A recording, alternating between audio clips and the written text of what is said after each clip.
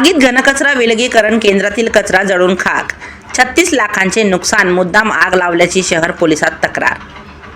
वाशिम शहरातील dumping ground स्थित घनकचरा विलगीकरण व प्रक्रिया केंद्र परिसरात 7 मे रोजी आग लागली होती. या आगीत वर्गीकृत सुका कचरा जळून खाक झाला. या आगीत अंदाजे 36 लाख रुपयांचे नुकसानीचा अंदाज वर्तविण्यात आला. तर काही व्यक्तींनी जाणून बुजून आग लावल्याची तक्रार 8 मे रोजी वाशिम शहर पोलीस ठाण्यात घनकचरा विलगीकरण व प्रक्रिया केंद्राकडून करण्यात आली. शहर पोलिसात दिलेल्या तक्रारीनुसार घनकचरा प्रकल्पात शहरातील कचऱ्याचे ओला व सुका असे वर्गीकरण करून प्रक्रिया केली जाते. मागील 6 महिन्यांपासून दररोज सुमारे 2 टन प्रमाणे वर्गीकृत सुका कचरा गोडाऊन बाहेरील सुरक्षित ठिकाणी साठवून ठेवण्यात आला होता.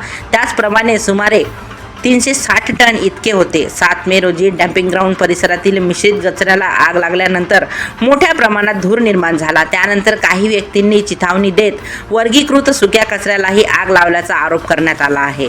या घटनेमुळे पर्यावरण प्रदूषण, आरोग्याचा धोका आणि घनकचरा व्यवस्थेवर गंभीर परिणाम झाल्याचे नमूद करण्यात आले. त्यामुळे या प्रकरणाची चौकशी करून संबंधितांवर गुन्हा दाखल करण्याची मागणी या तक्रारीद्वारे करण्यात आली आहे.